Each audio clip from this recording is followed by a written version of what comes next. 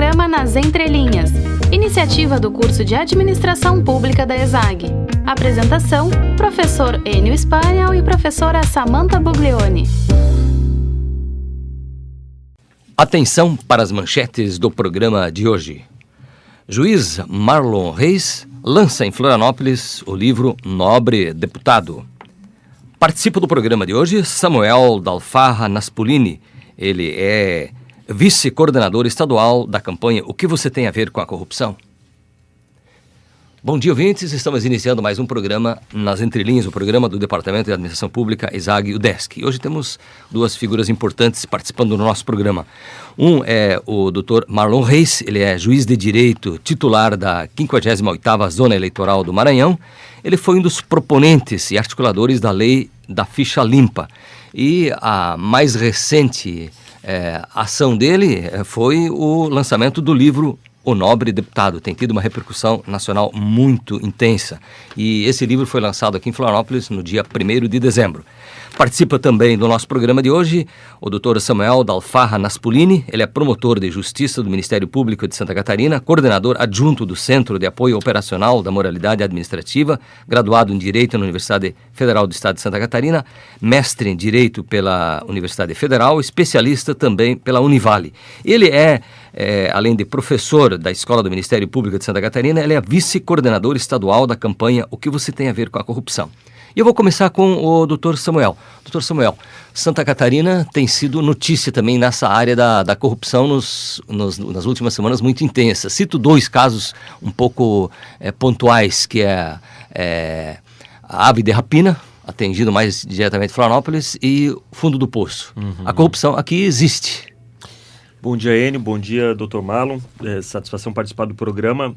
Existe sim, Enio, existe a semelhança do que ocorre em todo o nosso país, infelizmente. Em relação aos dois casos que você citou, eu até acrescentaria mais um, que talvez até por força da Operação Ave de Rapina aqui em Florianópolis ficou um pouco ofuscado, mas foi a Operação Águas Limpas, em Lages, onde, para você ter uma ideia, o motorista do prefeito municipal foi preso em flagrante quando recebia R$160 mil em dinheiro vivo de propina. Isso faz mais ou menos 2-3 semanas. Infelizmente existe corrupção no nosso estado, Enio, porque o contexto que permite a corrupção está presente aqui também, um contexto que foi muito bem elucidado pelo Dr. Marlon no seu livro. Esse circuito que envolve a licitação fraudada, a obra ou o serviço superfaturado e o retorno desse recurso desviado para a autoridade política, para a autoridade administrativa. Nós temos evoluído no combate à corrupção, especialmente a partir da integração dos órgãos de fiscalização e controle, mas ainda há um longo caminho a ser trilhado, eu não tenho dúvida. Quais são as ações mais pontuais nesse movimento do combate à corrupção que estão sendo realizadas agora nessas últimas semanas e previsto para o próximo ano, 2015? Enio, do ponto de vista institucional, o Ministério Público, o Centro de Apoio da Moralidade fornece o apoio aos promotores da nossa base em todas essas investigações, em todas essas ações, mas ao mesmo tempo, como você destacou, o Ministério Público, o promotor Afonso Guizzo criou há 10 anos a campanha O que você tem a ver com a corrupção, que não é uma campanha do Ministério Público, é uma campanha da sociedade civil, da qual participam muitos promotores, mas não é uma campanha exclusiva do Ministério Público, e nós temos levado a mensagem da campanha no segundo semestre, por exemplo, estivemos em várias cidades, Criciúma, Jaraguá do Sul, Gaspar, junto com o Dr. Henrique Zizmer, nosso coordenador, buscando fomentar na sociedade civil, em alguns órgãos estratégicos, algumas instituições estratégicas como universidades, escolas, entidades empresariais, essa percepção de que, no fundo, nós temos a corrupção no setor público porque, de alguma maneira, nós somos um pouco tolerantes com ela nas nossas vidas privadas, né? De que essa tolerância, essa leniência, às vezes, ela nasce com o próprio cidadão, na sua vida pessoal, né? E sempre que nós passamos a mensagem da campanha, que eu repito, não é institucional, o Ministério Público apoia a campanha, mas ela não é exclusiva, nós procuramos suscitar essa reflexão, né? Para que a pessoa que participa dos nossos eventos repense as suas práticas no seu dia a dia e, ao mesmo tempo, leve essa reflexão para a sua vida cidadã. Porque desenvolvendo essa reflexão, ela vai votar melhor, vai acompanhar mais os assuntos da sua coletividade, e assim nós teremos o controle social, né, Dr. Marlon, que é tão importante para conter a corrupção no nosso país. Uhum. Vamos lá, o Dr. Marlon Reis lançou seu livro, O Nobre Deputado. No circuito nacional ele teve uma repercussão muito forte quando o Fantástico fez uma reportagem sobre ele, e dias depois houve algumas manifestações de parlamentares. Me lembro do presidente da Câmara dos Deputados se manifestou. Eu queria perguntar, para começar a nossa conversa, deve ter havido muito mais repercussões ou reações de parlamentares que de alguma forma indiretamente sentiram-se ou diretamente sentiram-se dentro desse contexto que o senhor aborda no livro Nobre Deputado? Houve, sim, uma forte reação. Em primeiro lugar, um grande abraço, Enio, doutor Samuel. Houve uma reação fortíssima, e não apenas no plano do Congresso Nacional, como também no plano estadual. No Maranhão mesmo, estado onde eu moro, vários parlamentares se manifestaram também de forma dura, agressiva, contra mim e contra o livro. E, honestamente, pelas manifestações que eu vi, eu considero que devo reputar que eu acho que eu acertei na análise. E que esse acerto foi que provocou as reações. Eu queria que o senhor então explicasse quem efetivamente é o Cândido Peçanha, para explicar um pouco aos ouvintes do que trata o livro.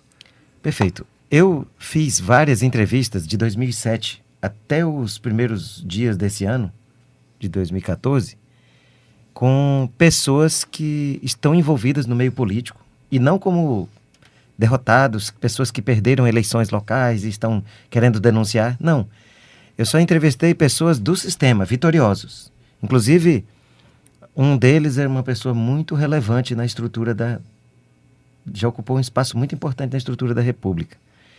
Outros possuem posições no plano estadual muito elevadas, e outros vinham descendo até chegar até o nível da pessoa que vai até a porta das pessoas comprar votos. Então, eu entrevistei pessoas de toda a parte da cadeia organizacional da corrupção política.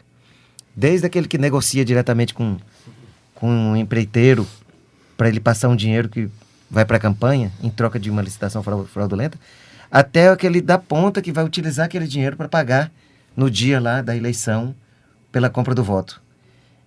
Só que aí eu construí um personagem para contar essa história. Porque seria muito chato que eu apenas apresentasse as entrevistas, que elas são meio tediosas até para os pesquisadores. Então eu resolvi recontar a história, mudando os nomes das cidades, os nomes das pessoas, porque meu objetivo não é fazer um livro de denúncia de fatos concretos, até porque isso não basta mais. Nós já vimos que os fatos concretos, os casos concretos de corrupção revelam um modelo, um padrão. E agora chegou a hora de mudar esse padrão, mudar o sistema. E é esse sistema que é desnudado no livro O Nobre Deputado. O Cândido Peçanha é um deputado federal fictício que conta para as pessoas como eles manejam o sistema. Então, o próprio presidente da Câmara disse, mas ele não cita nomes, esse juiz não cita nomes no livro, ele quis levantar isso para atacar todos os deputados? Não. Engana-se o presidente da Câmara, Henrique Alves. O que eu quis foi questionar o sistema e não os deputados individualmente. Até porque não tem como separar quem deles está fazendo isso ou não. Não há como. É preciso atacar o sistema. Até porque as campanhas eleitorais, as campanhas políticas, neste modelo viciado, estão se tornando extremamente caras. Está falido este modelo, este sistema? Esse sistema já morreu e falta apenas enterrá-lo. Não há pessoa com o mínimo de formação ou de caráter que defenda a perpetuidade desse modelo. Inclusive, quando eu digo que se deve atacar o sistema e não esse ou aquele, não que não se deva investigar cada caso, né? Mas quando eu disse que o meu propósito não foi atacar deputados individualmente ou coletivamente, mas o sistema, eu vejo, nós temos uma lei que autoriza a doação por empresas. Isso já é de uma ilegitimidade gigantesca, porque é óbvio que a empresa não vai liberar milhões para um candidato por amor à democracia. Ela vai fazer aquilo como um investimento, vai lucrar com isso. E é o que nós estamos vendo aí, como o Dr. Samuel mencionou há pouco, essa relação indigesta entre o meio privado e público, que vai parar no financiamento das campanhas para retroalimentar relações, e que não poderia ter exemplo maior e melhor do que a Operação Lava Jato. Estão presos os dirigentes das maiores empreiteiras brasileiras, justamente por estar fazendo tudo que está aqui no livro. Curiosamente, inclusive, tem um capítulo do livro destinado exclusivamente a tratar da relação entre a política e o financiamento de campanha. E mostrando em que eles falavam que nada é ficção nesse livro, a não ser o Cândido Peçanha. E meus entrevistados é que diziam, olha, não há caridade nesse assunto. A relação é de troca direta e é tudo falado objetivamente. Eu vou lhe dar tanto porque eu preciso de tal coisa na sequência. Então, o primeiro passo para a reforma política é repensar o patrocínio, ou seja, o financiamento das campanhas. As campanhas têm que ser baratas, financiadas pelos cidadãos e pelo próprio poder público e não por empresas. E elas têm que ser completamente transparentes, no sentido de que alguém possa ver a movimentação das contas online, em tempo real. A tecnologia já permite isso há tempos. E hoje toda uma máscara cobre isso aí. Nem a Justiça Eleitoral tem acesso. O Dr. Samuel conhece o sistema de prestação de contas da Justiça Eleitoral e nós sabemos que é totalmente fictício. Os candidatos indicam aquilo que eles quiserem apontar como gasto. É completamente fraudulento. Com perdão da palavra, é forte, mas é isso mesmo. É uma farsa. É uma pantomima. E poderia não ser. Mas é culpa da Justiça Eleitoral? Não é. A Justiça Eleitoral apenas segue a lei. Nesse caso, a lei foi muito bem feita por alguns para impedir a transparência no processo de prestação de contas. É isso que gera o Caixa 2. Eu aproveito para comentar uma coisa. Quando a gente fala em proibido a ação empresarial, sempre aparece alguém que diz assim, mas se proibido a ação empresarial apenas vai para o Caixa 2. Não é verdade essa afirmação, por dois motivos. Que se fosse verdade, nós não teríamos Caixa 2 agora. E nós temos um gigantesco Caixa 2, apesar das empresas doarem. Então, o que é que provoca o Caixa 2? É a falta de transparência. A falta de transparência estimula o Caixa 2. Se quer eliminar o Caixa 2, dê clareza, luminosidade para o assunto. Aí você inibe, porque aí torna possível o controle oficial e social. Doutor Samuel, as eleições passadas me deu a impressão que esse esquema do Caixa 2, da corrupção, operou assim intensamente a nível de país. Nessa proposição da reforma política que é urgente, o que o senhor alinharia? Alinharia-se com essa proposta do doutor Marlon, e tem outras questões que o senhor acha importantes na reforma política brasileira atual? A constatação do Dr. Marlon a respeito do custo exorbitante das nossas campanhas, me parece que ela deve servir de mote, de centro para reflexão e em seguida para a construção de um novo modelo que minimize efetivamente a questão do poder econômico nas campanhas eleitorais, né?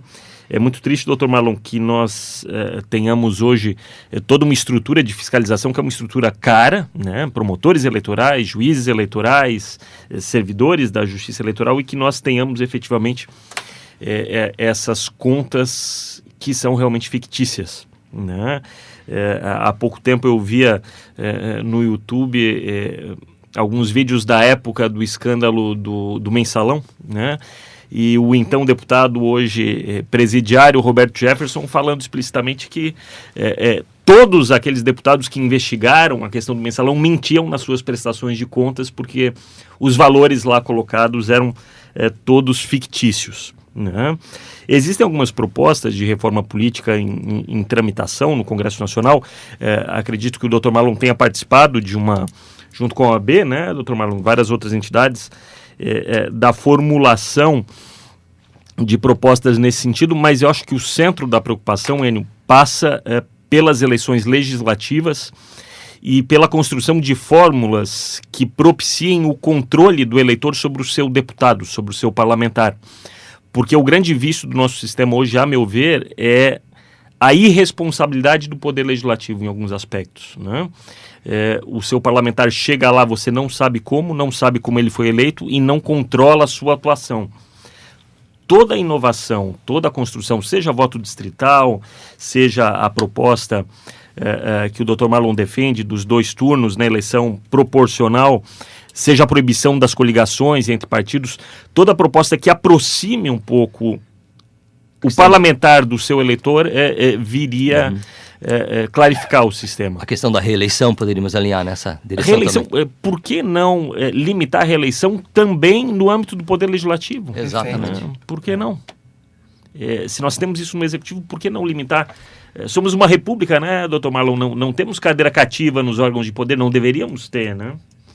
Eu até aproveito, doutor Samuel, para dizer que que o movimento de combate à corrupção eleitoral que eu integro, no estado de São Paulo, já está coletando assinaturas para uma campanha pela limitação de mandatos parlamentares. Ora, não faz sentido que nós nos indignemos com a mera possibilidade de haver uma perpetuidade de alguém no Poder Executivo, né? É chocante se alguém tentar pensar num 3º mandato, por exemplo. Né? Se fala até em reduzir para ficar só um. Mas se falar em 3º é chocante. Mas nós temos deputados federais com 11 mandatos, 44 anos na Câmara dos Deputados. Isso é um assinte. É tão antirrepublicano quanto, porque o Legislativo não é um poder menor e menos importante do que o Executivo. Pelo contrário, eu considero o Legislativo o centro da democracia. Sendo que, se eu tivesse que eleger uma das 3 funções aí do Estado, legislativa, judiciário e executivo, eu diria que a mais relevante e mais imprescindível é o legislativo. Queria saber, doutor Marlon, quanto custou na eleição passada hoje eleger um deputado estadual e quanto custa eleger um deputado federal? Olha, um deputado federal eleito na forma com que o Cândido Peçanha faz campanha, não pode gastar menos do que 5 milhões de reais. E que ainda para conseguir... Mas eu recebi relatos de casos de gastos bem maiores de pessoas que não conseguiram se eleger. Houve caso esse ano, só para ter uma ideia, em alguns estados, de pessoas que desistiram da campanha durante a campanha, depois de ter gasto milhões, porque viram que o que tinha não era suficiente. E chegaram, inclusive, a dar entrevista. Isso aconteceu na Bahia e no Tocantins. De gente que abandonou o barco e disse, olha, não dá, ficou caro, extrapolou. Ficou caro demais. É incrível. Eu vi, e aí relacionei isso, e mostro muitas vezes nas minhas palestras, manchetes de jornais mostrando assim, incrível. Diário do Nordeste de Fortaleza, dizendo, candidatos reclamam do preço do voto no Ceará. Manchete de jornal. Isso aconteceu em vários estados. Em Goiás, o jornal O Popular, que é o de maior circulação em Goiânia, um colunista colocou o seguinte, deputados estaduais reclamam que essas eleições serão mais caras que as de 2010. A culpa é dos chefes políticos locais que estão cobrando mais caro. Dentro do processo institucional, mereceria ir ao PROCON. Pois é, a conversa está boa, o tempo está esgotando. Eu queria só, para encerrar, Dr. Marlon Reis, como é que está a venda do seu livro? Olha, o livro, estou muito feliz, porque muita gente está lendo, ele já tem mais de 20 mil exemplares distribuídos aí, vendidos pelo país. E eu tenho sido muito convidado para espaços como eu tive a honra de estar aqui presente, em Florianópolis, para lançá-lo. E também acredito que há sinais de que pode vir mais aí. A editora já pediu que eu continue a saga do Cândido Peçanha. Ano que vem eu vou aprofundar as pesquisas e vou revelar muito mais coisas. E também uma coisa que muito me deixou animado foi o começo do diálogo com uma equipe de teatro de São Paulo que quer transformar o Cândido Peçanha em protagonista de uma peça teatral. Que eu acho que é muito bom diversificar as linguagens para chegar ao máximo de pessoas possível. A cultura faz parte desse processo de transformação.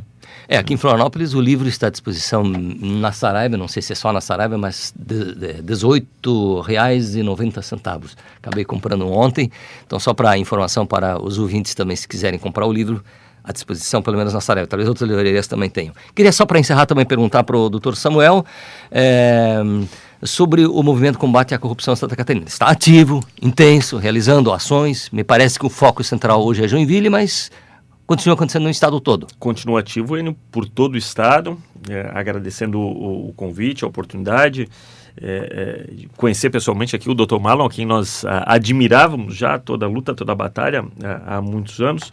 O movimento está ativo e aproveito a oportunidade para convidar o seu público, o seu ouvinte, as pessoas em geral que queiram suscitar esse debate no seu clube, na sua associação de moradores, na sua igreja, por favor, entrem em contato aqui com a coordenação do movimento. Nós temos o site na internet, até para viabilização de distribuição de materiais, eventos.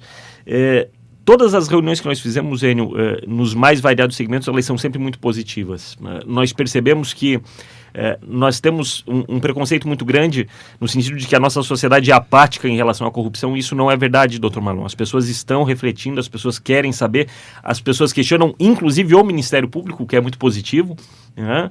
E se nós despertarmos esse interesse, se nós atiçarmos essa chama, o resultado vai ser muito positivo e a campanha se presta a isso. Teremos eventos ainda até o final do ano e durante o ano de 2015 voltaremos aí universidades, empresas, sempre levando essa mensagem. Muito obrigado pela participação no nosso programa de hoje, do juiz Marlon Reis. Ele é do Maranhão, lançou o livro O Nobre Deputado. Muito obrigado também à presença Samuel Dalfarra Naspolini, que é o vice-coordenador estadual do movimento do combate que tem a ver com a corrupção. E o nosso programa Nas Entrelinhas volta semana que vem nesse mesmo horário. Bom dia. Nas Entrelinhas, iniciativa do curso de Administração Pública da UDESC-ESAG, Universidade do Estado de Santa Catarina.